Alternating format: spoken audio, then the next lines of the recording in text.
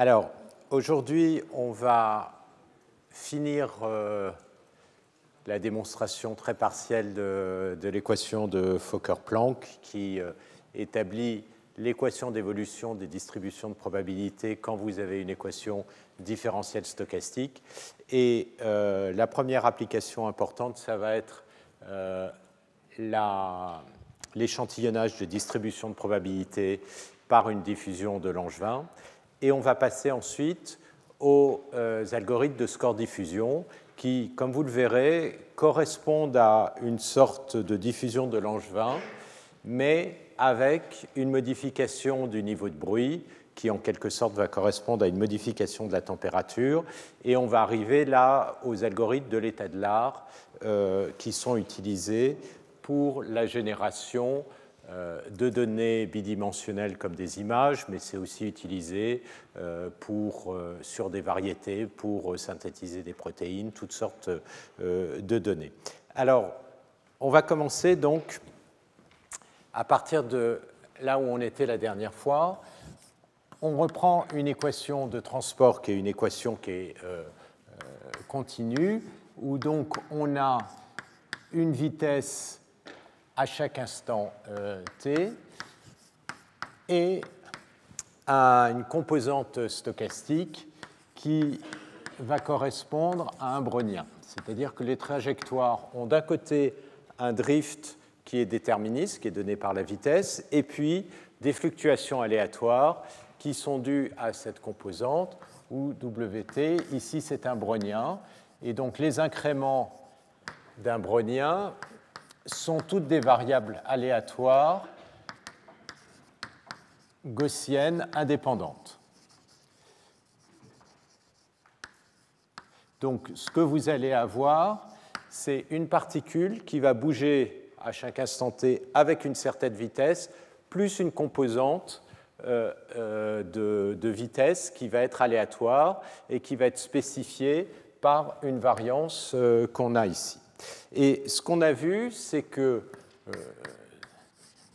l'équation d'évolution de la distribution de probabilité, donc pt de x de t, va être donnée par une équation différentielle ordinaire, qui va être donnée par le fait que l'évolution dans le temps de cette distribution de probabilité va d'un côté avoir une composante qui est due à la composante déterministe qui va correspondre à l'équation de Liouville, c'est-à-dire qu'on retrouve la divergence de pt de x qui est multipliée par le champ de vitesse, vt de x. On a vu que ça induit un double phénomène. D'un côté, la distribution de probabilité va se transporter avec la vitesse vt, mais il y a aussi, dû au fait qu'il peut y avoir une accélération, donc un gradient de v qui peut être non nul, il peut y avoir une compression de l'espace qui fait que la distribution de probabilité peut augmenter ou diminuer suivant ce facteur de compression qu'on voit apparaître quand on décompose cette divergence qu'on a vue la dernière fois. Et puis, il y a la composante qui est due à la diffusion. Et la composante qui est due à la diffusion, ça introduit un terme de Laplacien, sigma carré de x, multiplié par la distribution de probabilité. Et donc, c'est ça qu'on va montrer de façon très qualitative, en essayant de voir d'où sort cette composante de Laplacien. Alors, j'avais commencé à donner les éléments la dernière fois. Pour comprendre ça, le plus simple, c'est de faire une discrétisation du brownien. Alors, la discrétisation du brownien, on va se mettre dans le cas où la vitesse donc, est nulle. Ça va correspondre à une marche aléatoire. Et cette marche aléatoire, on peut la voir comme une particule qui va faire des sauts depuis un point x à un point x plus delta x ou x moins delta x. Donc il y a un pas en espace qui est de delta x. On va avoir un pas en temps qui va être de delta t. Donc ça, c'est pendant un temps qui est de delta t. Et puis, on va regarder l'évolution de cette marche aléatoire sur n pas de temps. Donc si on a n pas de temps, on va avoir un temps total qui est grand T est égal à n delta t. La probabilité pour que ça saute en x plus delta x va être 1,5, et la probabilité de sauter en x moins delta x est aussi 1,5, ce qui fait qu'il n'y a pas de vitesse globale. D'accord ? Il n'y a pas de déplacement global.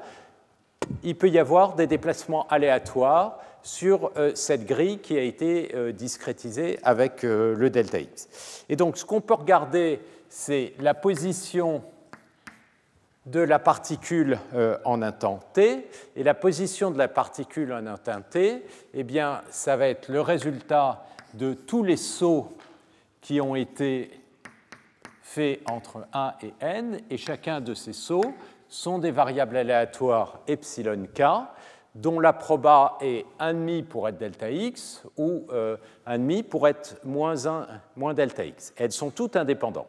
Donc, première chose que j'avais mentionnée, c'est qu'on voit que ceci, ça va converger à un rescaling près. Vous avez des sommes de variables aléatoires, vous avez le théorème central limite qui vous dit ça, asymptotiquement, ça va devenir gaussien.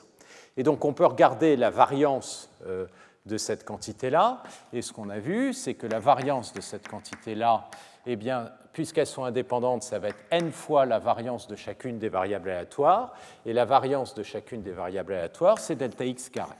Donc, n delta x carré, sachant que n, c'est t sur, donc vous avez le delta x carré divisé par delta t, et ça, c'est censé être la variance d'un brownien. Donc, la variance d'un brownien prend un temps t, ça doit être t fois sigma carré. Quand vous avez un brownien, la variance en un temps t augmente linéairement dans le temps fois la variance sigma carré du facteur que vous allez mettre ici. Donc, ce que vous voulez, si vous voulez faire une simulation d'un brownien avec une marche aléatoire, vous voulez que ceci converge vers t sigma carré quand le pas de discrétisation delta x tend vers 0 et le pas de temps tend vers 0. D'accord ? Donc, ce qu'on voit, c'est que un brownien, ça s'obtient avec une marche aléatoire où vous rescalez le pas de temps et le pas en espace de façon à ce que delta x carré sur delta t tend vers sigma carré. Donc ça, c'est une simulation d'un brownien par une marche aléatoire qui est discrétisée. Maintenant, on va regarder l'évolution de la distribution de probabilité. Donc, la probabilité en un point x en un temps t plus delta t,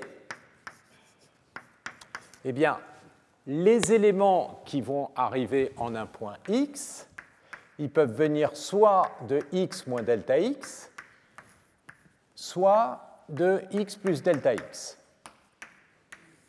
Donc, ce que vous allez avoir, c'est que ceci, ça va être la moitié de la probabilité de x moins delta x en un temps t, plus la probabilité de x plus delta x en un temps t.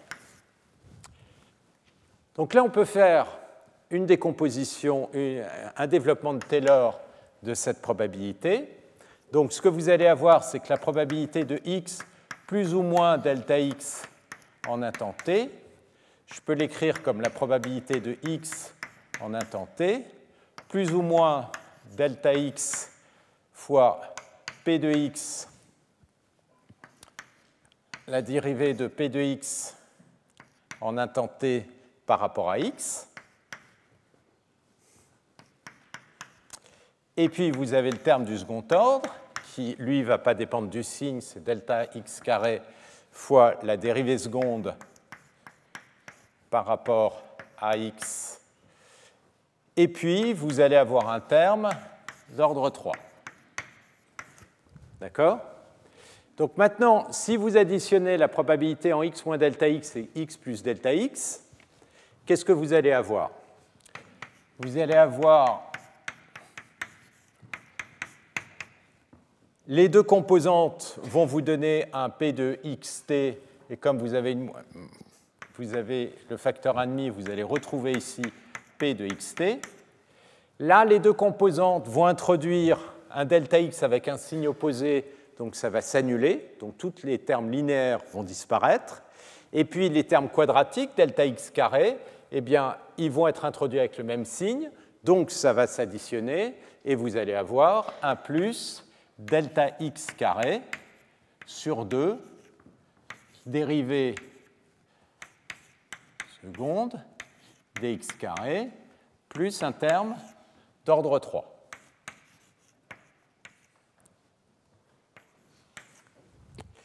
Alors ensuite, si je passe ça de l'autre côté, j'ai ceci, je peux diviser par delta t. Ici, là, j'ai un 2, c'est un delta x carré sur 2, je vais avoir un delta t, et ici, je vais avoir un delta t.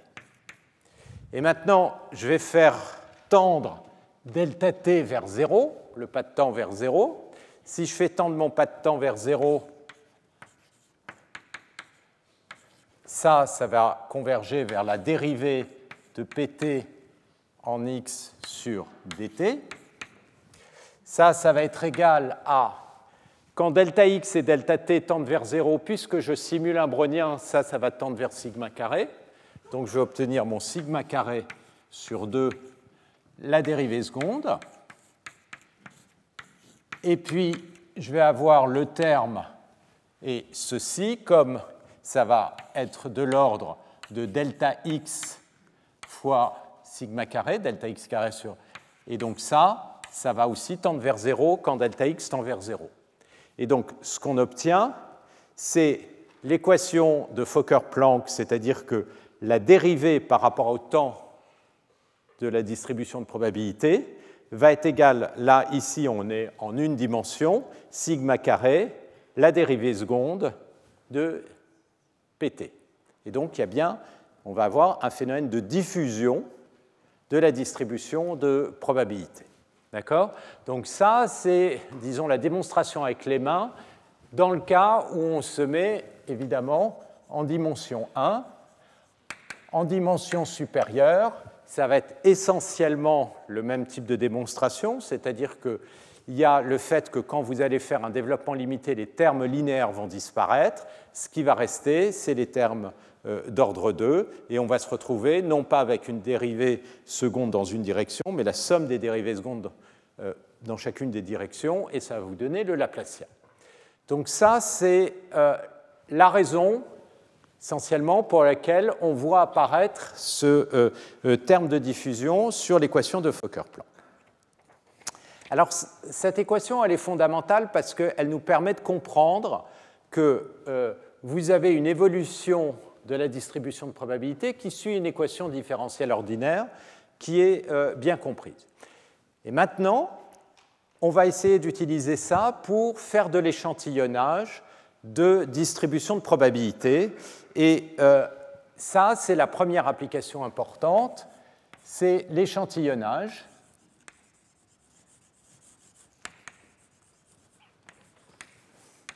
par l'équation de Langevin.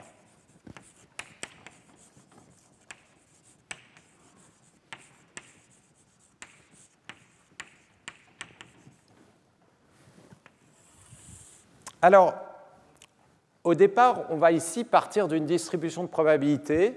Donc, on est dans le cadre des modèles de Gibbs, qui est donné par une énergie, U de x, et puis j'ai une constante de normalisation ici.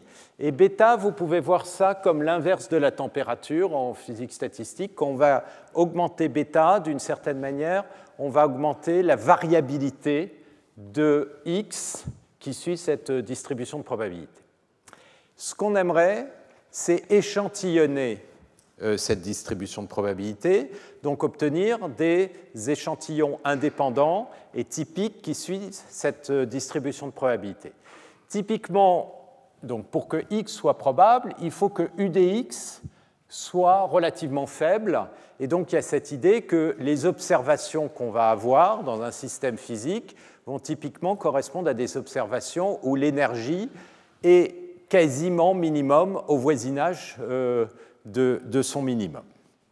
Alors, ce qu'on va essayer de faire, c'est construire une réalisation, un échantillonnage avec une équation différentielle stochastique comme ceci. C'est-à-dire qu'on va écrire, on va construire à partir d'un point initial x0 qui peut suivre n'importe quelle distribution de probabilité, par exemple une gaussienne. Donc, on peut partir de quelque chose de très très simple. Et puis, à travers cette équation, on va définir un transport et on espère arriver à nouveau vers notre distribution de probabilité. Et donc ça, c'est le point initial. D'accord ? Et ici, ce transport, il est donc indexé par le temps et c'est un transport continu.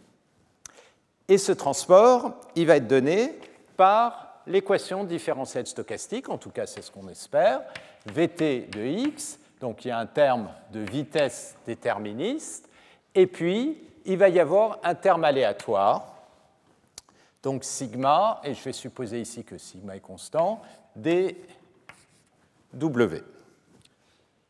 D'accord ? En un... Attendez. Excusez-moi, le sigma, il n'est pas au carré là-haut. Le brownien, il est multiplié par une constante ici, et c'est quand on prend la variance, c'est-à-dire au carré, qu'on obtient sigma carré.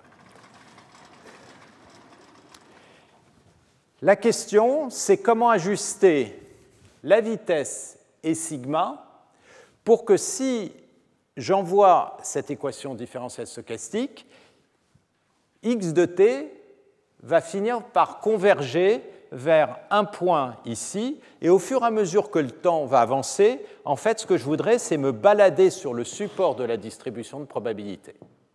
D'accord ? Donc, pour que ça se soit vrai, il faut que j'ai effectué un transport depuis ma distribution de probabilité P0 vers la distribution de probabilité P de x, et si je continue à faire tourner mon équation, je reste sur le support de P de x. Qu'est-ce que ça veut dire ? Ça veut dire que P de x va être invariant par cette équation différentielle. Donc, pour regarder ça, on va d'abord écrire l'équation d'évolution des distributions de probabilité, et ensuite on va imposer que P soit un invariant. Donc l'équation, c'est tout simplement donné par l'équation de Fokker-Planck.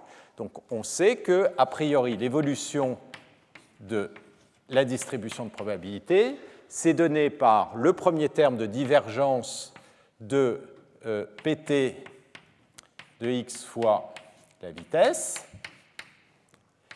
et puis le deuxième terme qui est le Laplacien.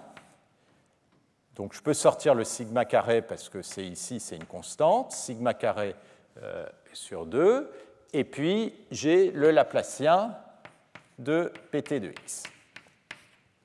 OK. Si je veux imposer que P soit un invariant, ça veut dire que si Pt est égal à P, le second membre, la dérivée doit être égale à 0, et donc le second membre doit être égal à 0. Donc le fait que P soit invariant, ça c'est équivalent au fait que vous allez avoir moins divergence de P de x fois Vt de x, plus sigma carré sur 2, Laplacien de P de x, qui doit être égal à 0. Et donc, mon problème, c'est de trouver un champ de vitesse et le sigma pour que ça se soit vrai. C'est-à-dire, quand j'arrive là, je ne bouge plus, je reste sur le support de V. Donc, ce qu'on va voir, c'est que la solution pour faire ça, on a cette idée que U de x doit devenir petit. Donc si vous voulez minimiser une énergie, a priori ce que vous allez faire, c'est faire en quelque sorte une descente de gradient. Donc vous dirigez dans la direction du gradient de l'énergie.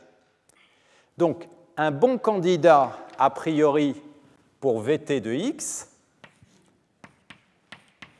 ça va être précisément, alors comme je fais une descente de gradient, et que là, le gradient de log de P, je vais avoir, là l'énergie U de x, je vais la minimiser, donc je vais aller dans la direction de moins gradient de U de x, et moins gradient de U de x, donc c'est la même chose que si je prends le log P, je vais avoir une constante moins bêta U de x, donc ça va être la même chose que bêta moins 1 gradient de log P de x.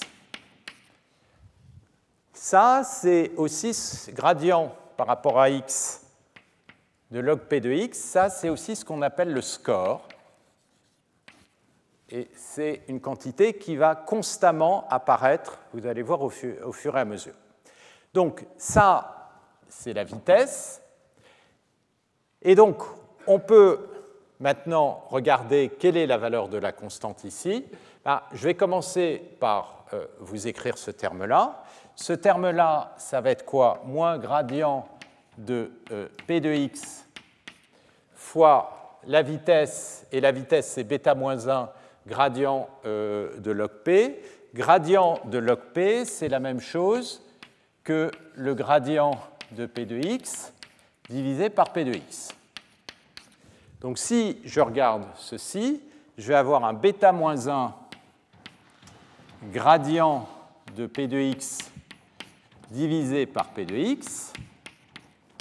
Ça correspond à ce terme ici. Donc les P de x, ils disparaissent. Et maintenant, j'ai moins gradient, j'ai une divergence du gradient de P de x. Et la divergence d'un gradient d'une fonction, ça, c'est le Laplacien de la fonction. Parce que ça, c'est la somme des dérivées, et ça, c'est le vecteur de toutes les dérivées. Donc vous allez avoir la somme des dérivées secondes en écrivant ceci. Donc, ceci, c'est égal à quoi? C'est égal à moins bêta moins 1 Laplacien de P de x. Et si je veux que ceci soit égal à 0, eh bien, qu'est-ce que je dois additionner ici? Je veux que sigma carré soit précisément égal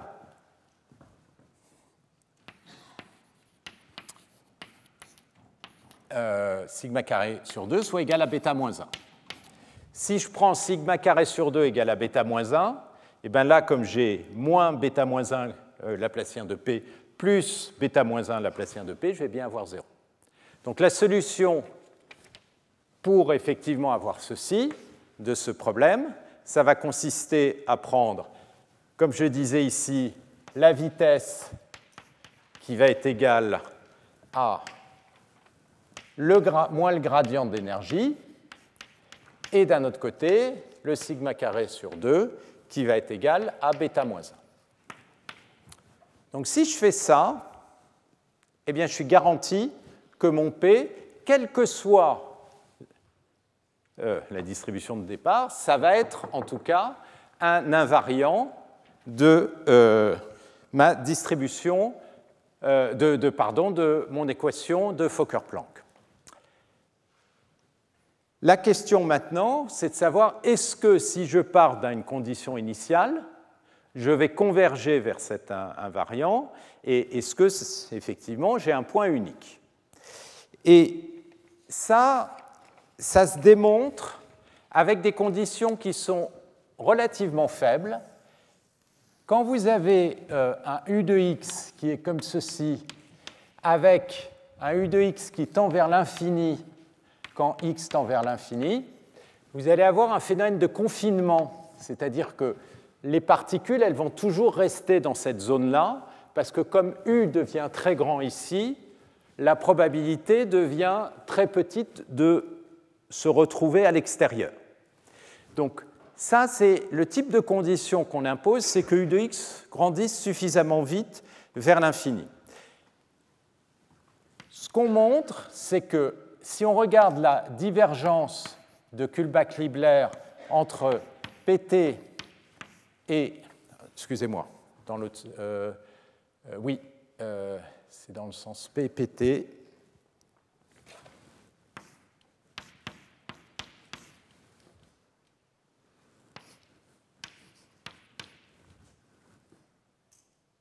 Non, excusez-moi, c'est dans l'autre sens.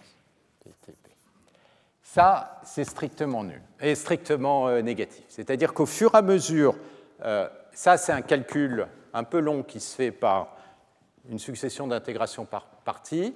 Si on regarde la solution PT de cette équation qui s'obtient donc par Fokker-Planck, on peut montrer que la divergence de Kullback-Leibler va se réduire petit à petit. Si on rajoute cette solution, ce type de conditions, alors on peut démontrer qu'il y a une convergence de P0 vers P, mais cette convergence peut être très très lente. Pourquoi elle peut être très lente? Si vous regardez une situation comme ça, où vous avez, comme ceci, deux modes.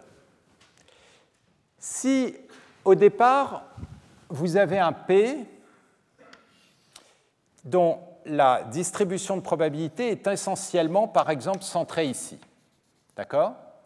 Donc, vous allez partir, une particule va avoir toutes les chances d'être dans cette zone-là, et puis au fur et à mesure, donc ça, vous pouvez voir ça comme une descente de gradient. Donc, si je le réécris ici, je vais le réécrire, mon Langevin, avec ces conditions-là. Ce qu'on va avoir, c'est que le d de xt,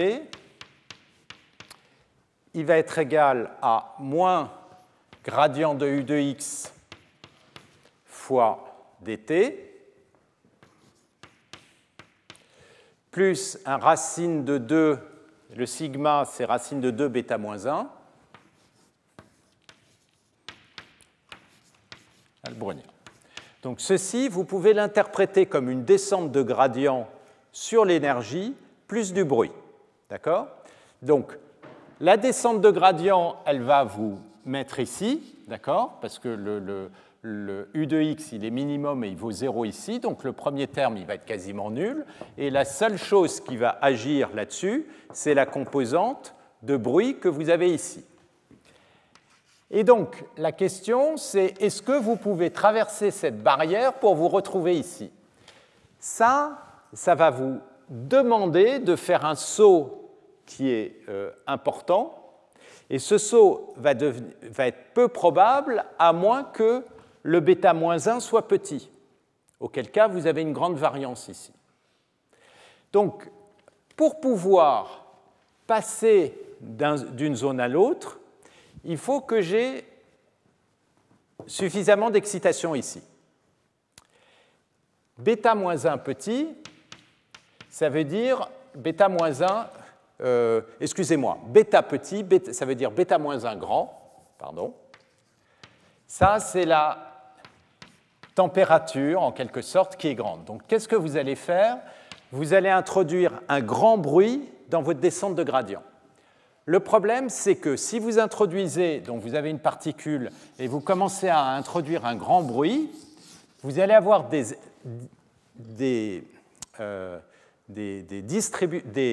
trajectoires qui sont extraordinairement irrégulières et qui ne vont pas se concentrer ici et ici, qui sont les endroits où vous êtes censé vous concentrer. Donc ça va prendre beaucoup de temps avant de converger vers le bon endroit. Inversement, si vous avez un tout petit bruit, eh bien, à ce moment-là, ce qui va se passer, c'est que vous allez mettre vous allez bien rester ici, ça c'est très bien, mais vous allez mettre beaucoup de temps à passer dans l'autre mode, qui est ici. Donc on se retrouve dans cette situation où il n'y a pas de bon choix pour la température. Alors, ce que les gens ont essayé de faire, c'est ce qu'on appelle des algorithmes de recuit simulé. Ce qu'ils ont essayé de faire, c'est changer la température. Et donc, au départ, Typiquement, on va commencer avec des températures qui sont avec des trajectoires qui ont des grandes températures. Et puis ensuite, on va essayer de réduire la température. Et ça, c'est ce qu'on appelle des algorithmes, en anglais, c'est d'échange de répliques.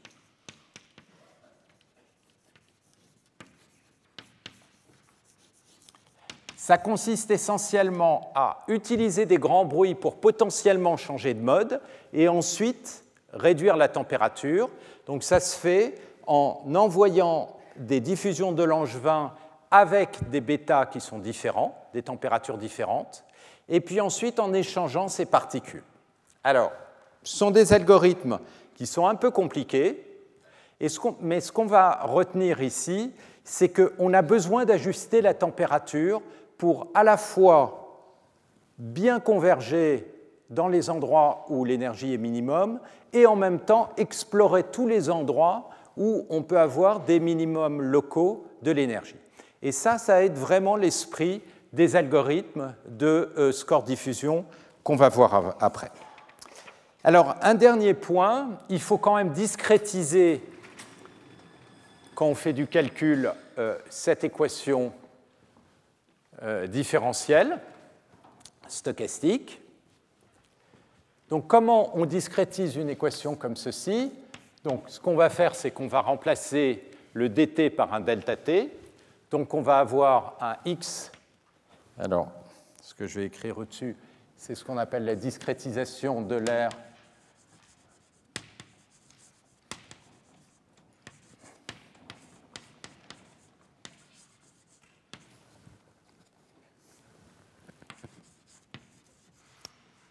il y en a.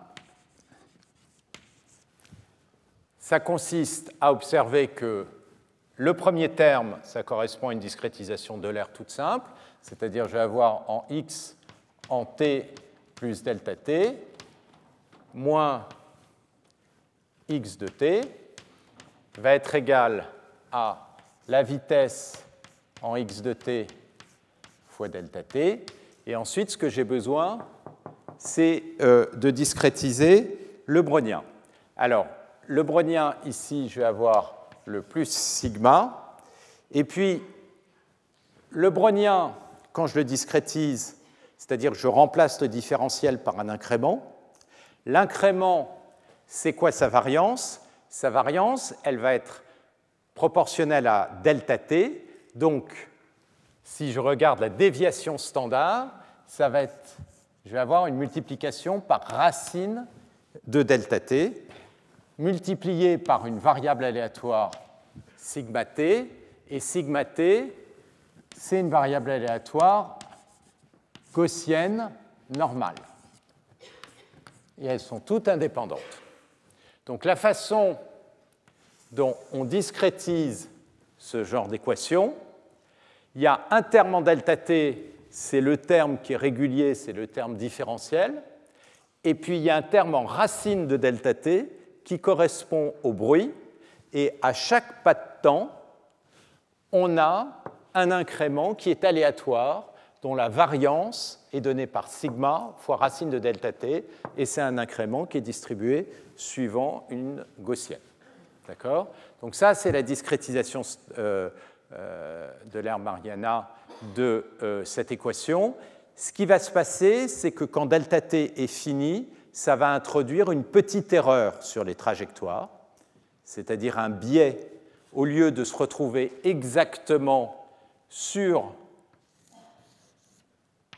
la bonne distribution invariante, on va se balader un peu autour à cause du fait qu'on a une erreur qui dépend de delta t. Et donc là, il y a toutes sortes d'algorithmes numériques qui consistent à reprojeter. Il y a notamment l'algorithme MALA, qui est l'algorithme de Metropolis Hastings Langevin, Adjusted Langevin, et donc qui fait ce genre de choses. Mais à nouveau, ce sont des algorithmes qui sont lents dès que vous avez une énergie qui n'est pas convexe et qu'il faut être capable de passer d'un minima local à l'autre minima local de l'énergie. Voilà, donc ça nous donne la base, et c'est le genre d'algorithme qui été utilisé jusqu'à maintenant, notamment pour échantillonner, comme je disais, des énergies de Gibbs. Alors maintenant, on va passer aux algorithmes de score-diffusion. Donc, génération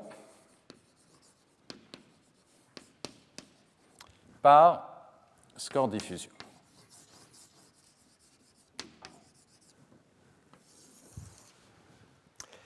Donc,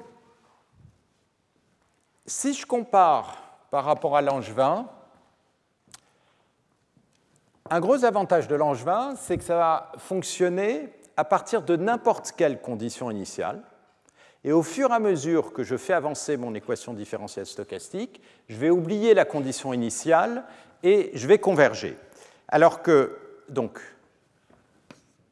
Langevin fonctionne pour toute condition initiale. Ici, on va voir que ce n'est pas vrai. Ça va être spécifiquement ajusté à une condition initiale qui est une gaussienne avec potentiellement une covariance ou tout simplement un bruit blanc. Donc ça, c'est le bon côté de Langevin, mais comme on a vu, il y a une convergence lente, et on va voir que ça, c'est quelque chose qu'on va être capable de contrer. Et puis, le problème de Langevin, c'est qu'il faut pouvoir calculer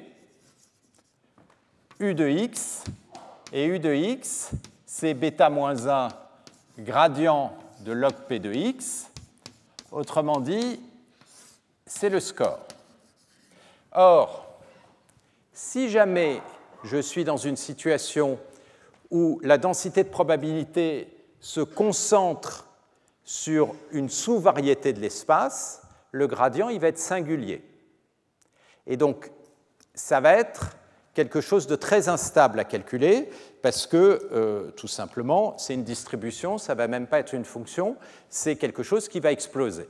Donc, il y a ce problème, c'est que cette quantité, a priori, elle peut être singulière, et ça va être typiquement le cas pour les images. Une image, ce n'est pas n'importe quel point dans l'espace, ça a des structures très précises, donc ça, typiquement, a tendance à se retrouver sur des sous-variétés de l'espace total.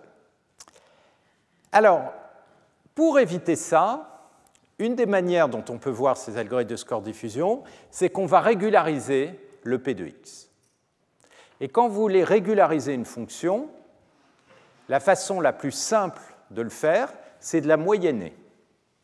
Une moyenne simple à implémenter, c'est une convolution avec une gaussienne. Maintenant, vous êtes dans l'espace des probabilités. Donc, faire une convolution avec une gaussienne, ça veut dire quoi sur les données elles-mêmes? Eh bien, ça veut dire ajouter une variable aléatoire qui est gaussienne, indépendante, et donc ajouter du bruit.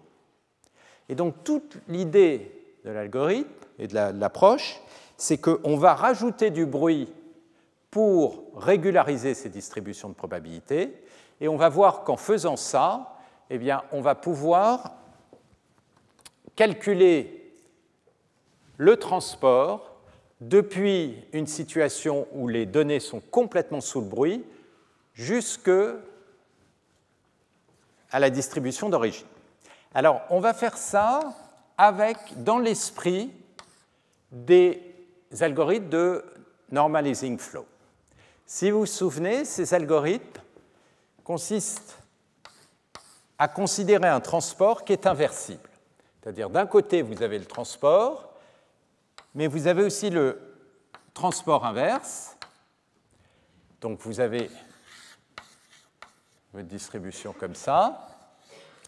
Et si vous vous souvenez, typiquement, ce qu'on a regardé pour paramétriser le transport, c'était plutôt le transport inverse qui nous amenait depuis la structure d'origine vers une structure beaucoup plus simple, comme du bruit blanc. Ben là, on va faire la même chose. La question, c'est comment je peux prendre une distribution quelconque et la ramener sur une distribution qui est une distribution gaussienne uniforme, donc quelque chose qui ressemble à du bruit blanc. Alors, prenez le cas d'une image. D'accord? Voilà une image. Et votre problème, c'est de transformer une image en une réalisation d'un bruit blanc. Et voilà ce que c'est qu'un bruit blanc. Ça veut dire que chacun des points ici sont des variables aléatoires qui sont indépendantes des autres points. C'est ça un bruit blanc. D'accord? Donc, ici, cette distribution P0,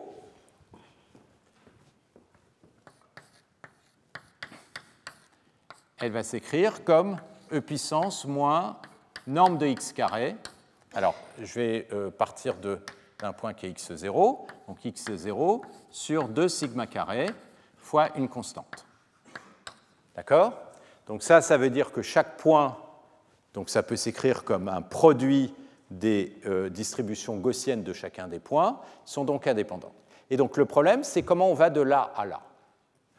A priori, ça ne semble pas très compliqué. Pour aller d'une image à une image de bruit, il suffit de lui ajouter du bruit. D'accord? Donc c'est ce qu'on va faire. Et ça, c'est l'équation d'Ornstein-Uhlenbeck qui est ici et que je vais maintenant étudier.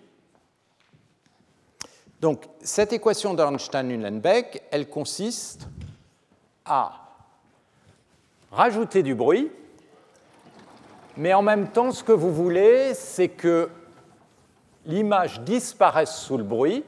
Donc vous allez avoir un terme qui va créer une atténuation de l'amplitude de l'image d'origine chaque fois que vous rajoutez le bruit. Et ça, c'est le premier terme que vous voyez apparaître dans l'équation. Donc je vais l'écrire de façon un peu plus générale. Donc l'équation d'Ornstein-Uhlenbeck. Donc vous avez d'un côté donc, dx de t qui va être égal, je vais rajouter un terme devant kappa devant le xt, et puis ensuite vous allez avoir un sigma xt dt plus sigma fois le d de wt. OK? Et on va calculer la solution de cette équation, où je pars de x0. Alors, ce qu'on va montrer, c'est que la solution, elle va pouvoir s'exprimer à partir de x0 comme e puissance moins kappa t fois x0 plus une variable aléatoire gaussienne dont la variance, excusez-moi, c'est puissance moins 2 kappa t sur 2 kappa fois une variable z, où z est du bruit blanc.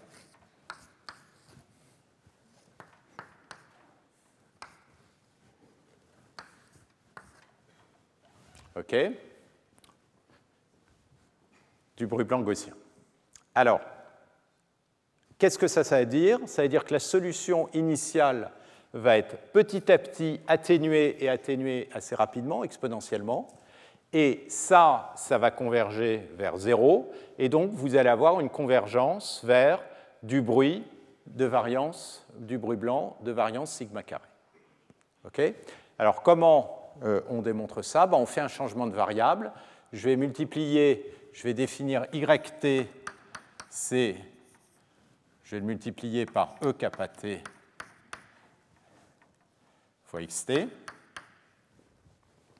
Et maintenant, si je regarde l'équation d de yt, je dérive cette composante, ça va me donner un kappa e puissance kappa t xt plus e kappa t le dxt, mais le dxt, c'est le moins kappa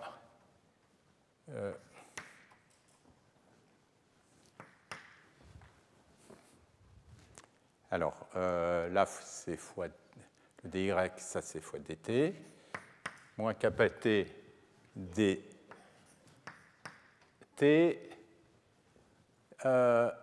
et ça c'est, excusez-moi,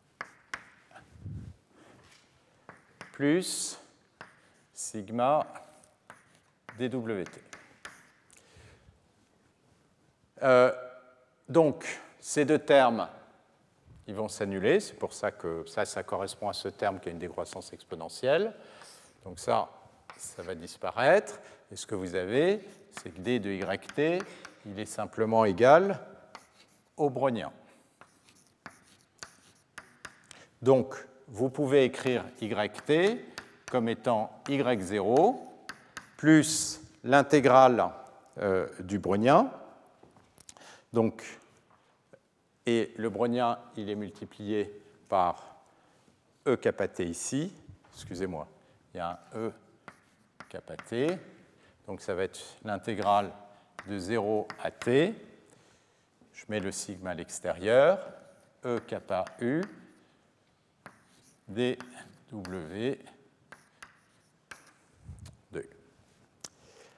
Donc, ce que vous avez, c'est que votre yt, c'est la condition initiale plus une intégration sur des incréments qui sont les incréments du brownien, qui sont tous indépendants. Ça, c'est des variables aléatoires. Quand vous additionnez des variables aléatoires indépendantes gaussiennes, ça va vous donner une variable aléatoire gaussienne. Donc ça, c'est une variable aléatoire gaussienne. La question, c'est quelle est la variance de cette variable aléatoire gaussienne? La variance, quand vous sommez des variables aléatoires indépendantes, la variance de la somme, c'est la somme des variances. C'est exactement ce qu'on va avoir ici. La variance de cette variable aléatoire, ça va être la somme des variances. Et ça veut dire, ici, vous avez un facteur, donc la variance, elle va être donnée par la somme de 0 à t. Ce facteur va être au carré, donc 2 kappa u. Et puis, ceci, les incréments sont de variance unitaire, et donc vous allez avoir ceci. C'est-à-dire que l'invariance de l'intégrale, c'est tout simplement l'intégrale des coefficients au carré. Mais ça, c'est écrit sous forme d'une intégrale stochastique, tout simplement la propriété qui est la somme de variables aléatoires indépendantes à une variance qui est la somme des variances. D'accord? Donc, vous pouvez calculer cette quantité ici, et évidemment, ça va être 1 sur 2 kappa, et la valeur en t, ça va vous donner E de kappa t, et moins la valeur en 0, moins 1. OK? Maintenant, ce qui nous intéresse, c'est xt. Et xt, c'est E moins kappa t fois yt. Donc, ce que vous allez avoir, c'est E moins kappa t en t, ça va ici vous donner x0 fois E puissance moins kappa t. Vous avez le premier terme. Et puis le deuxième terme, c'est sigma. Là, vous avez donc une variable aléatoire dont la variance est ceci. Donc la déviation standard, c'est la racine de ceci. Et comme vous le multipliez par E puissance moins kappa t, ce que vous allez avoir, c'est 1 sur 2 kappa. Et vous allez avoir 1 moins E puissance moins 2 kappa t. Multiplié par une variable aléatoire qui maintenant a une variance qui est égale à l'identité. D'accord? Donc, le principe, c'est de faire un changement de variable pour commencer par éliminer le premier terme, et ensuite, on n'a plus qu'un terme de brownien. Vous sommez ce terme de brownien, ça vous donne une variable aléatoire gaussienne. C'est ce qu'on a fait ici. Vous calculez la variance de votre variable aléatoire gaussienne, et maintenant, vous inversez votre changement de variable, et vous obtenez la variance résultante, et vous avez le résultat. Bon, le point central de ce calcul, c'est qu'on va bien avoir une atténuation progressive de la condition initiale, et vous allez vous retrouver dans du bruit qui va converger vers une variance qui va être égale ici à sigma divisé par racine de 2 kappa. Alors, on va faire ça pour simplifier en normalisant les facteurs. Donc, je vais prendre kappa est égal à 1. Là, j'ai pris kappa juste pour vous montrer l'influence du premier terme exponentiel. Donc, quand on fait du numérique, on ajuste le kappa, mais ici, on va normaliser.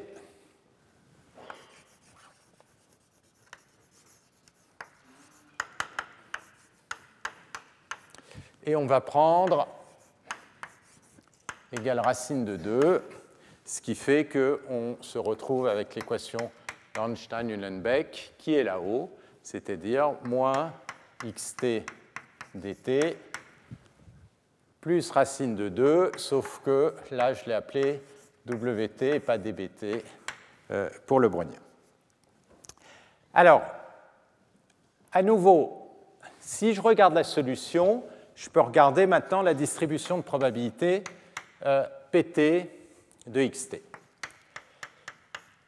Alors, le premier terme, c'est un terme multiplicatif, ce que vous avez là-haut, puissance point.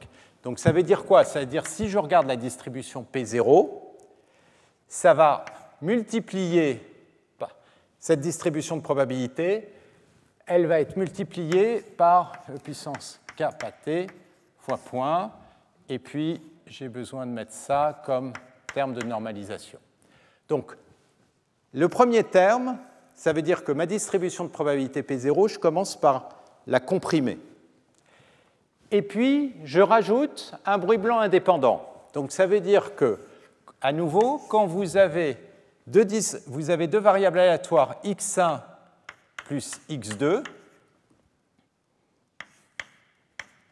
c'est la somme de deux variables aléatoires, la probabilité P de x, ça va être la convolution de la probabilité P1 de x1 convolée avec la probabilité P2. Ça, c'est un résultat complètement standard en proba.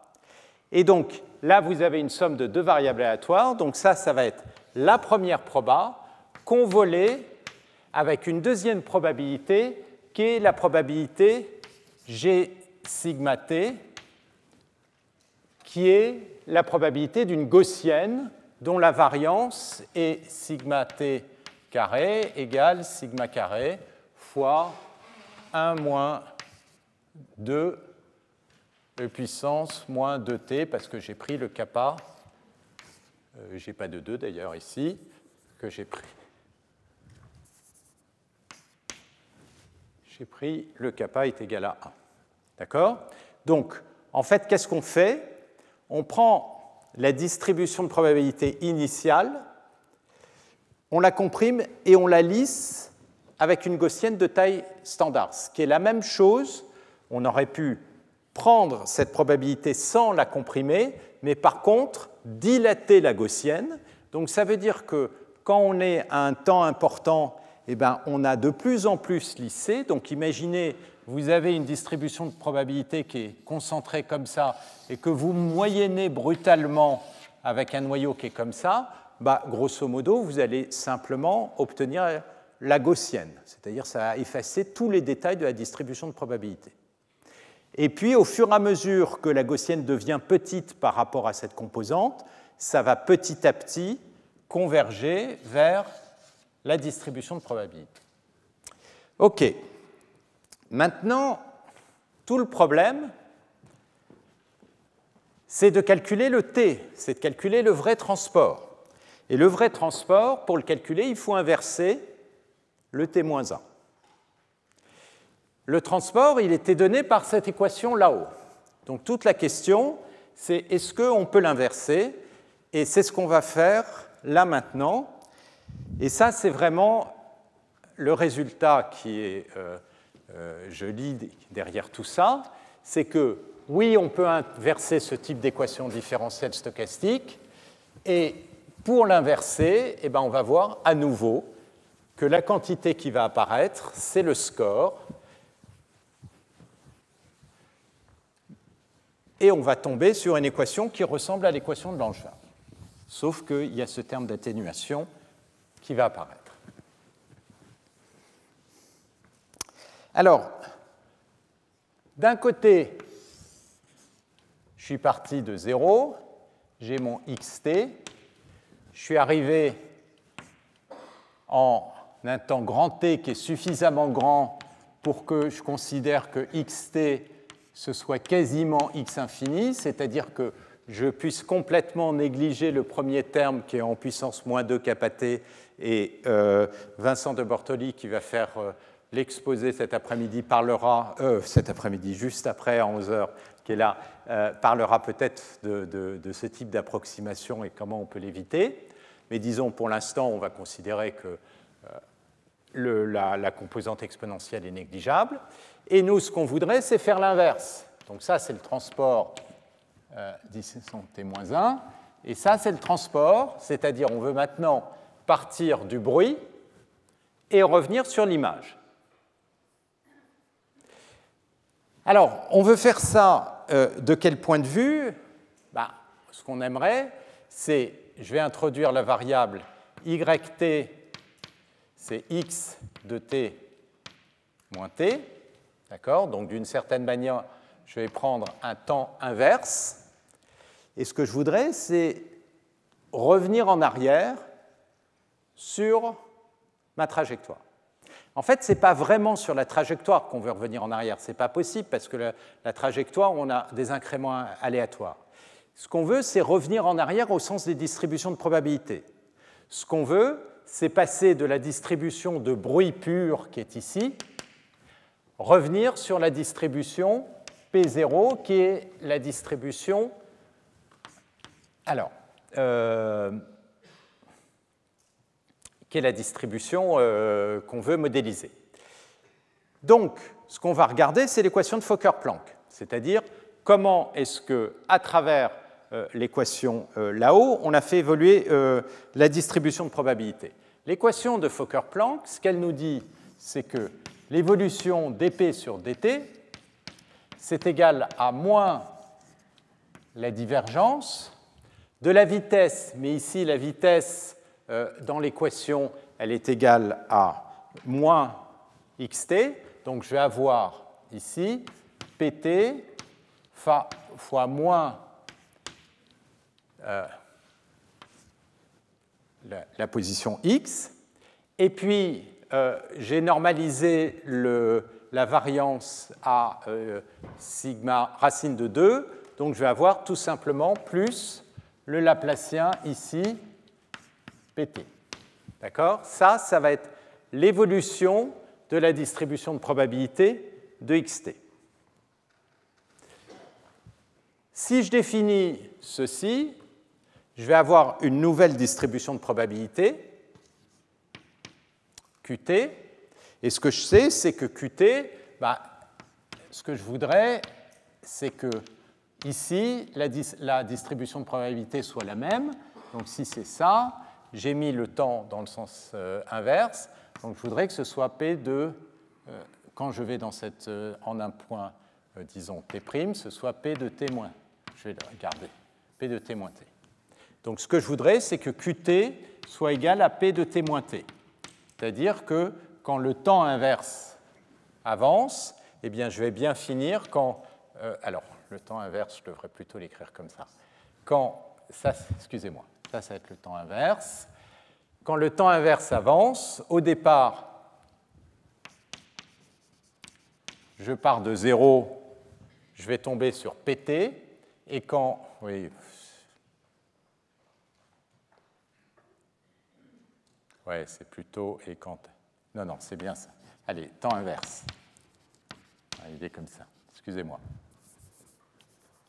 Quand je pars d'un temps inverse au départ qui est 0, je suis sur la distribution pt. Quand le temps inverse à temps grand t, je vais tomber sur la distribution p0. Donc, voilà le qt que je voudrais faire évoluer. Alors, si je regarde une équation de Fokker-Planck à partir de celle-ci, La dérivée de Qt par rapport à t, c'est moins la dérivée de pt moins t par rapport à t, si j'ai cette égalité. Mais moins cette dérivée, c'est égal à gradient, le divergence de moins, parce que si je mets un t moins t ici, ici j'ai un t moins t, et ici j'ai un t moins t. Donc, moins la dérivée en t moins t de dt, je vais obtenir un moins p de t moins grand t, c'est-à-dire qt fois x, et puis là, j'ai le Laplacien de Qt. Donc si je réécris cette équation, ça me dit que d sur dt de la distribution quand j'inverse le temps, c'est moins divergence de Qt fois x. Là, j'ai passé... excusez-moi, là, le moins devient plus, et le plus devient moins parce que j'ai un moins ici. Moins Laplacien de Qt. OK. Alors, comment écrire, à quoi correspond cette équation de Fokker-Planck? Là, vous voyez le terme de drift, et le terme de drift, alors si je prends la variable, ici, excusez-moi, la variable, ça va être y, parce que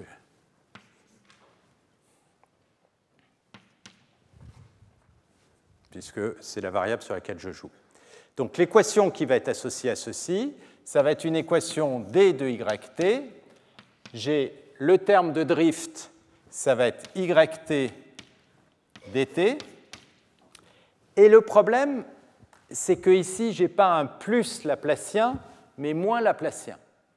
Qu'est-ce que je suis en train d'essayer de faire? Je suis en train d'essayer d'inverser la diffusion. Et ça, a priori, ça semble un peu sans espoir, parce que quand on regarde l'image, effectivement, on est dans le bruit. Comment est-ce qu'on va récupérer l'image? Quand on a une diffusion, ça veut dire qu'on a pris quelque chose et puis on l'a complètement moyenné. Comment est-ce qu'on va récupérer la structure sous-jacente? Une autre manière de voir ce genre de choses, quand vous avez une fonction et que vous faites une convolution avec une gaussienne, par exemple, vous allez obtenir un résultat qui est une fonction h. Dans le domaine de Fourier, une convolution, si je fais la transformée de Fourier, donc là j'ai une fonction h de x, si je fais la transformée de Fourier par rapport à la variable x, ça va être la transformée de Fourier, je vais l'écrire avec un chapeau, la variable de Fourier oméga, ça va être f de oméga fois g de oméga. La transformée de Fourier d'une gaussienne, c'est une gaussienne. Une gaussienne, c'est quoi? C'est quelque chose qui va décroître et va devenir, si vous regardez votre variable oméga, là je suis en très grande dimension, mais je le montre en une dimension 1, ça c'est une gaussienne. C'est-à-dire que ça va atténuer toutes les hautes fréquences. Donc ça va quasiment les tuer. C'est inversible parce que la gaussienne, elle n'est pas strictement zéro, donc je pourrais diviser par g de oméga, mais c'est numériquement très instable. Donc quand on regarde ce genre de problème, a priori, on a l'impression que ce n'est pas inversible. Mais on va voir qu'il y a une façon de le faire, c'est particule par particule, on va essayer d'inverser la trajectoire en moyenne. Et donc, c'est ça qui va nous permettre d'inverser le comportement qui est ici. Donc, je vais vous écrire l'équation inverse. Et l'équation inverse, elle va consister à essayer de remplacer le moins delta Q ici par un plus pour avoir une vraie diffusion. Je vais essayer de mettre un coefficient ici alpha qui va être devant. Et en l'occurrence, c'est un racine de 2 alpha. Je vais l'écrire l'équation inverse. Donc, je vais avoir. Et pour compenser ce moins gradient, ce qu'on va voir, c'est qu'on va à nouveau avoir un terme de score. C'est-à-dire que je vais avoir un. Je vais l'écrire dessous, désolé. Je vais écrire l'équation, puis je vais vous la montrer. D de YT, ça va être égal à le premier terme YT dt. Et puis ensuite, le dt, je vais mettre un 1 plus alpha. Et c'est là que le score va apparaître pour inverser le log de pt moins t. Et ça va être pris en yt.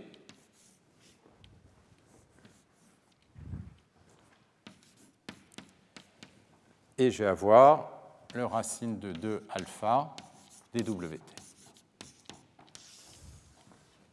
Donc c'est ça qu'on va montrer ici. Et ça va correspondre à une inversion de cette transformation, c'est-à-dire que ça va correspondre à un débruitage progressif pour revenir sur l'image avec l'équation qui est ici. D'accord ? Sachant que yt ici, c'est x de t moins t.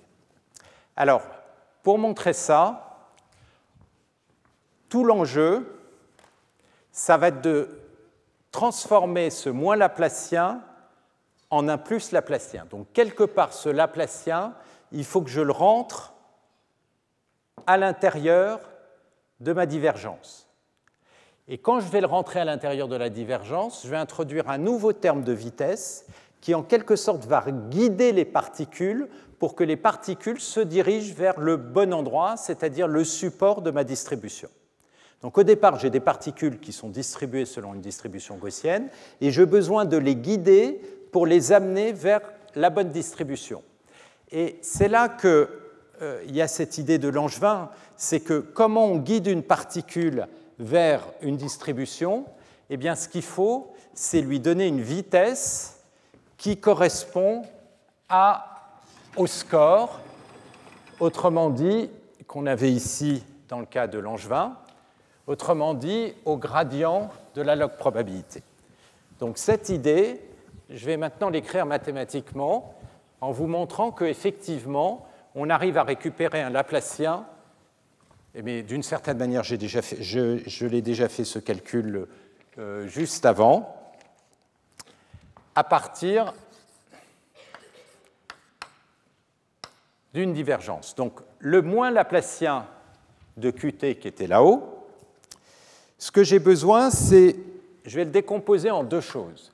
D'abord, j'ai besoin d'un plus Laplacien avec un certain facteur alpha. Et donc évidemment, ce qui va me rester, c'est un moins 1 plus alpha Laplacien de Qt. Le Laplacien de Qt, je peux toujours l'écrire comme la divergence du gradient de Qt.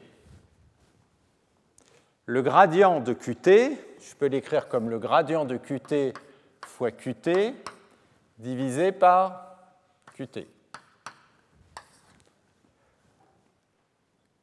Excusez-moi, ça c'est le gradient de Qt. Gradient de Qt sur Qt, ça c'est le gradient du log de Qt fois Qt. Et donc, ce que vous voyez ici, c'est que vous pouvez transformer votre Laplacien comme une divergence d'un gradient du log de Qt fois Qt. Donc, si jamais je fais ça, cette équation qui est là-haut, je peux maintenant la réécrire comme d de Qt sur dt. Je vais avoir le moins divergence de Qt fois x de t moins t, c'est le yt. Et puis maintenant, j'ai un nouveau terme, c'est 1 plus alpha fois gradient de log de Qt.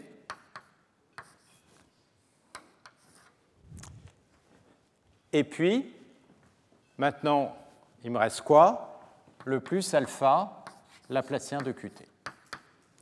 Donc, je peux réécrire mon équation sous cette forme-là. Et cette équation, maintenant, c'est une équation que je peux interpréter comme une équation de Fokker-Planck. Cette équation de Fokker-Planck, le terme de diffusion, eh bien, il correspond au terme de bruit brownien ici. Et le terme ici, qui correspond au terme de drift, eh bien, je le retrouve ici. C'est le yt plus 1 plus alpha gradient de log de Qt, c'est-à-dire de p de t moins t en yt, ou je peux écrire yt ou x de t moins t. Donc, l'idée, c'est que la diffusion, on l'a inversée en forçant les particules à se diriger vers les endroits où la probabilité est minimum et maximum, autrement dit, là où l'énergie est minimum. Et c'est toujours la même idée, c'est de les pousser dans la direction du gradient d'énergie. Alors, ça, c'est une démonstration qui a été faite il y a pas mal de temps par Brian Anderson. C'est un papier. Alors là, à nouveau, je vous l'ai fait avec les mains, mais ça peut se démontrer qu'il y a bien effectivement l'existence de cette équation différentielle stochastique, que là, je n'ai pas introduit d'irrégularité. Et donc, ça, c'est un papier qui date de 1982. Donc, on savait qu'on pouvait inverser ce genre de choses. Tout le problème, quand on regarde cette question-là, c'est que j'ai besoin de calculer le score, ce gradient de log de t moins t. Alors, ce score, il est un peu meilleur que le score de P. Pourquoi? Parce que j'ai régularisé avec une gaussienne. Donc, au moins, je sais que cette quantité-là, elle existe. D'accord? Parce que maintenant, j'ai lissé avec une gaussienne. Le problème, c'est que je ne connais pas la distribution P. Je pars de données, et avec une base de données, j'ai envie de l'estimer. Et donc, la dernière idée fondamentale derrière tout ça, c'est d'être capable de calculer le score. Et c'est là qu'il y a eu ce résultat très joli qui a été introduit par Yan Song. C'est le fait qu'effectivement, c'est possible avec un réseau de neurones profond pour beaucoup de données. Et ça a été vraiment une très grande surprise. Ça a été une très grande surprise parce que ce genre de score, c'est une fonction en très grande dimension et a priori, ça paraît très compliqué de l'estimer. Alors, la technique utilisée pour faire l'estimation, ça passe par un algorithme de débruitage. Et donc, j'ai terminé là-dessus. Alors, ce que je vais faire ici, c'est je vais renormaliser mes variables de manière à ce que le facteur d'atténuation e puissance moins kappa xt disparaisse. Donc, je vais multiplier xt par e puissance kappa t, et ça, bon, au niveau des notations, je vais l'écrire comme x sigma. Donc, ça va être ma variable normalisée, et du coup, ce que je vais avoir, c'est que x sigma, ça va être x de départ avec un bruit nul, plus, parce que c'est ce qu'on a là-haut, si je multiplie par kappa t, je vais me retrouver simplement avec le x0 plus une composante de bruit. Donc, plus un z, et le z, il est distribué comme une variable aléatoire gaussienne de variance sigma t ou sigma t. Ici, il a une variance qui est en racine de t moins 1. Donc, en renormalisant, je vire le terme d'atténuation et je peux voir le x en un point t que j'ai réécrit comme x sigma, si vous voulez, x sigma t, comme étant l'image d'origine plus un bruit, mais qui a un bruit très très grand. Et le problème que je vais essayer de résoudre, c'est un problème de débruitage. Un problème de débruitage, ça consiste à faire quoi? Ça consiste à essayer de virer le bruit le mieux possible, donc de trouver un estimateur qui va bien sûr dépendre de x sigma. Et ce que j'aimerais, c'est que cet estimateur soit aussi proche que possible de x. Donc, ce que j'aimerais, c'est que la différence entre l'estimation à partir de x sigma et le vrai x soit le plus petit possible. Une des manières d'imposer ça, c'est que la norme au carré de ceci soit petite. La norme au carré de ceci, on va la calculer en moyenne relativement à la distribution du bruit et relativement à la distribution du signal x. Et ça, c'est l'erreur au sens des moindres carrés. Et tout le problème, ça va être de calculer x sigma, qui est ici, qui va minimiser. Donc on veut que ceci soit minimum.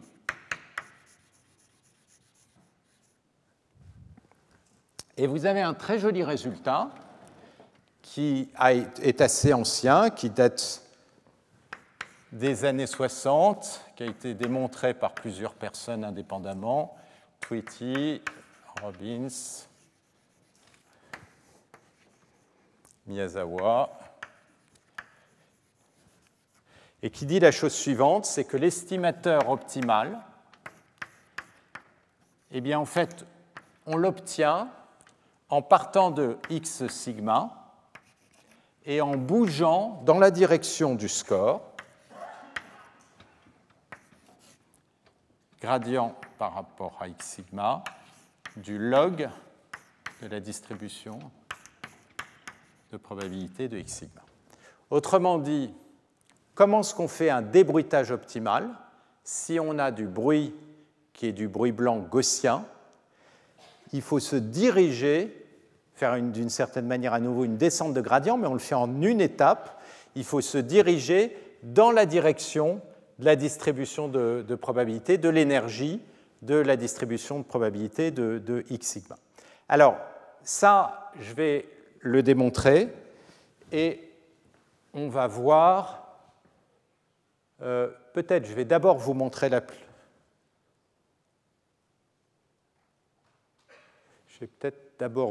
l'application et ensuite le démontrer. Donc, le fait que ça marche, ça veut dire quoi?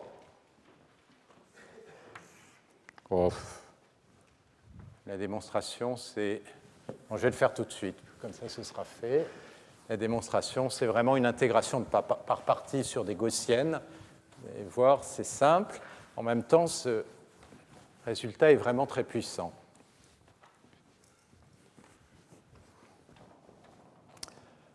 Pour le montrer, ce qu'on veut, c'est regarder la distribution de probabilité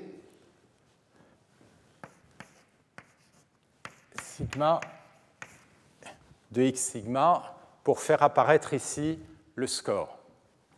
Et cette distribution de probabilité, on veut la relier à la distribution de probabilité initiale et au bruit. Donc comment on peut faire ça?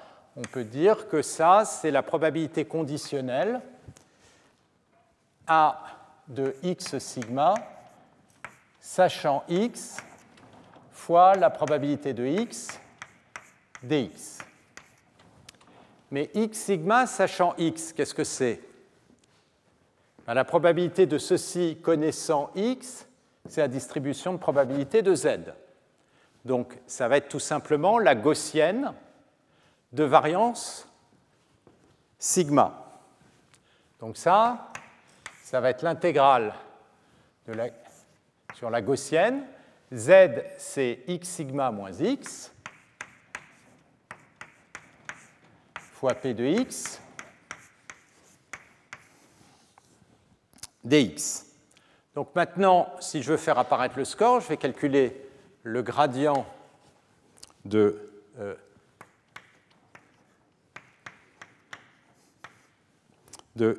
x sigma. Donc le gradient, c'est par rapport à x sigma.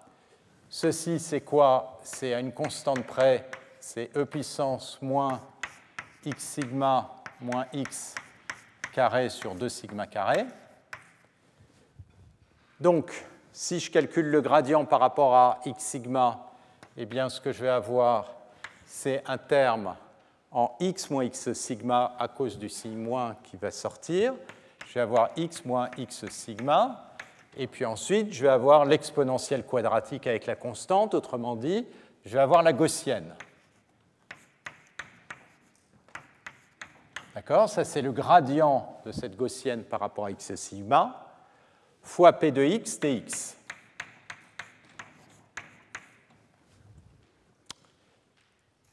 Mais ça, on a vu,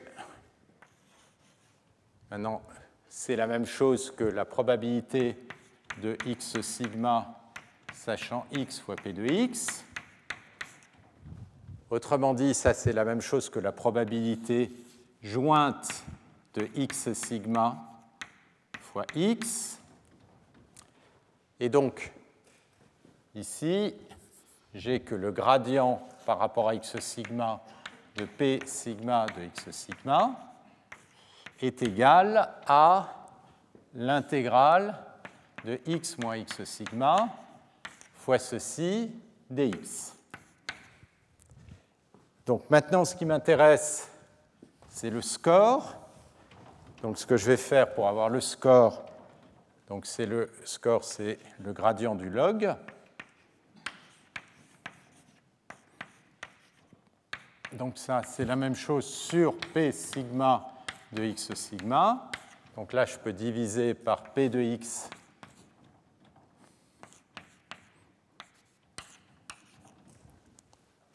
et qu'est-ce que je reconnais ici? Ça va être la probabilité conditionnelle de x sachant x sigma.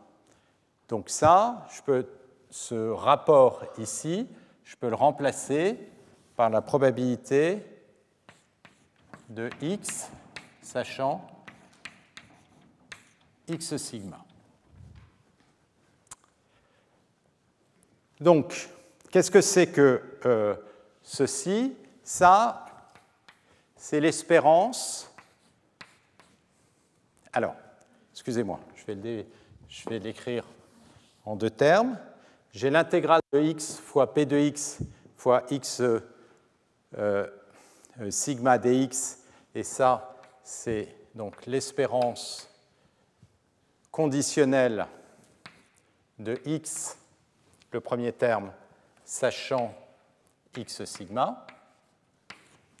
Et le deuxième terme, c'est moins x sigma fois une intégrale d'une distribution de probabilité qui s'intègre à 1. Donc ça va être moins x sigma. Donc ce que ceci démontre, c'est que le gradient du log, autrement dit le score, c'est l'espérance de x sachant x sigma moins x sigma. Alors maintenant, j'ai une dernière étape que j'aurais dû faire avant, c'est de me poser la question, c'est quoi le meilleur estimateur de x qui minimise cette quantité?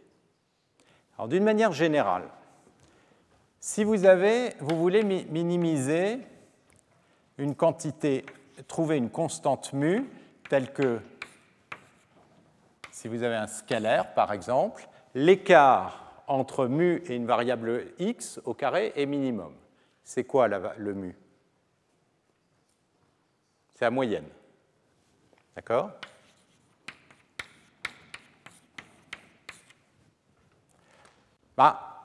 C'est exactement le résultat qu'on applique ici.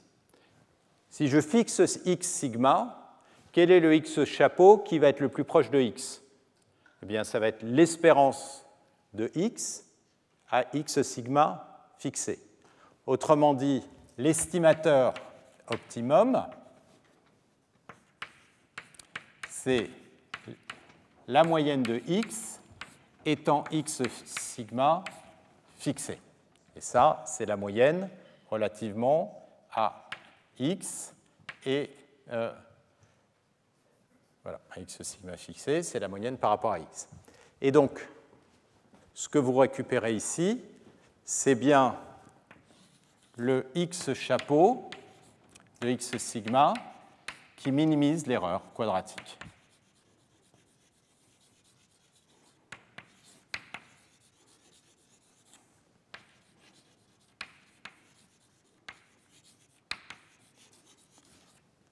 Autrement dit,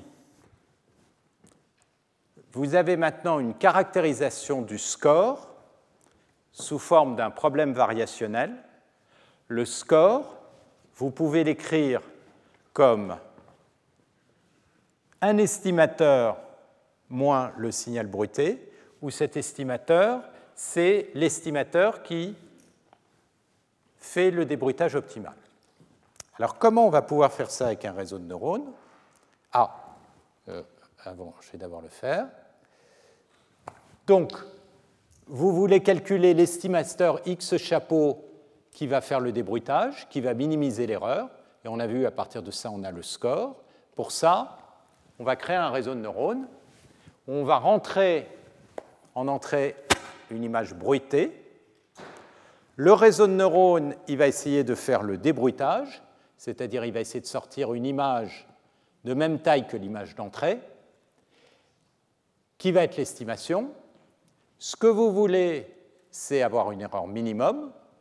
Autrement dit, vous allez avoir une fonction de coût qui va être la différence entre l'estimation et la vraie image. D'une certaine manière, c'est votre label, la vraie image. Vous la connaissez, vous l'avez gardée. Ce que vous avez fait, c'est que vous avez pris la vraie image X et vous avez rajouté du bruit aléatoire. Vous allez avoir plein d'exemples, en prenant plein d'images et plein d'exemples de bruit. Vous allez faire une descente de gradient sur votre réseau de neurones sur la loss de façon à updater tous les poids de votre réseau de neurones. Et si par miracle, ça converge bien vers la solution optimum, et là, il n'y a absolument aucune garantie que ce soit le cas, mais on peut croiser les doigts et prier, eh bien, dans ce cas-là, vous savez que vous allez récupérer le score. Parce que vous avez ce théorème qui dit que si vous avez l'optimum, alors effectivement, l'optimum, il va bien pouvoir s'écrire comme x sigma plus ceci. Donc, autrement dit, le score, vous allez l'obtenir en prenant votre estimateur optimal, soustrayant le x sigma, ou que j'appelle ici xt, divisé par la variance. OK ? Et là, il faut essayer. On prend typiquement pour faire ce genre de choses des units. Donc ça, j'en parlerai les fois prochaines.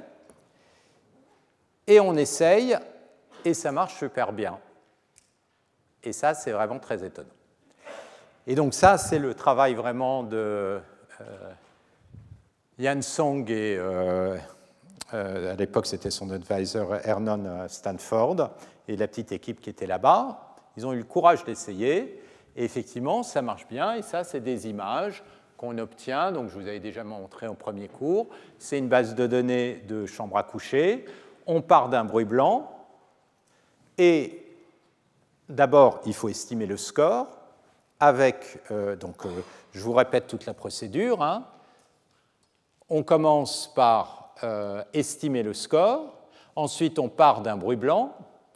On envoie l'équation différentielle qui va être discrétisée avec la procédure de Laird-Mariana et on va obtenir une diffusion qui devrait converger vers une réalisation de la distribution de probabilité des chambres à coucher. Je ne sais pas exactement ce que ça veut dire, mais on imagine qu'il y a une distribution de probabilité. et on regarde ce que ça donne. Et ça donne des choses qui ressemblent à des chambres à coucher, de très bonne qualité potentiellement. Et donc là, il y a un vrai mystère. Il y a un vrai mystère parce que, à nouveau, si on revient sur le problème de départ, ce qu'on est en train de faire, c'est estimer une fonction de très grande dimension. A priori, on ne peut pas le faire, mais sauf si cette fonction, finalement, elle n'est pas si irrégulière que ça. Et ce qui semblerait, c'est que ces réseaux de neurones sont effectivement capables d'estimer ces fonctions de très grande dimension et qu'on obtient ce genre de résultats. Alors, ce qu'on va voir la fois prochaine, c'est regarder cette question un peu plus en détail et se poser la question, est-ce qu'effectivement on est en train de resynthétiser une image comme étant un échantillon d'une distribution de probabilité, ou est-ce qu'en fait on est tout simplement en train de mémoriser la base de données? Il y a ce genre d'image de très grande qualité, il y a une manière très simple de la créer, c'est vous prenez votre base de données, qui sont toutes des chambres à coucher de haute qualité, vous choisissez au hasard une image parmi votre base de données, clac, vous la sortez, vous obtenez une image de chambre à coucher de très grande qualité. C'est de la pure mémorisation. Ça, c'est évidemment pas très intéressant. Donc la question, c'est est-ce qu'on peut créer des nouvelles chambres à coucher? Est-ce que d'une certaine manière, les chambres à coucher qu'on va créer sont indépendantes des exemples que vous avez donnés au départ?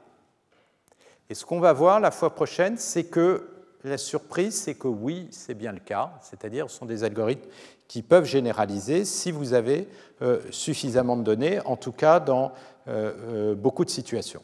Donc ça, c'est les choses qu'on va regarder.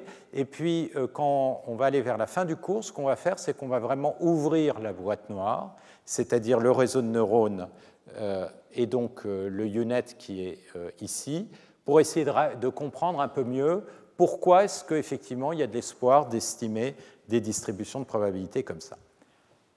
En attendant, juste après, vous allez avoir un très bel exposé de Valentin de Bortoli, qui est donc à Google DeepMind, qui va montrer comment est-ce qu'on applique ça sur autre chose aussi que des images, et vous donner une vision de ce qu'on appelle les ponts browniens, qui sont ces techniques qui permettent de passer de n'importe quelle distribution de probabilité à n'importe quelle autre distribution de probabilité. Donc on va voir ça dans un quart d'heure.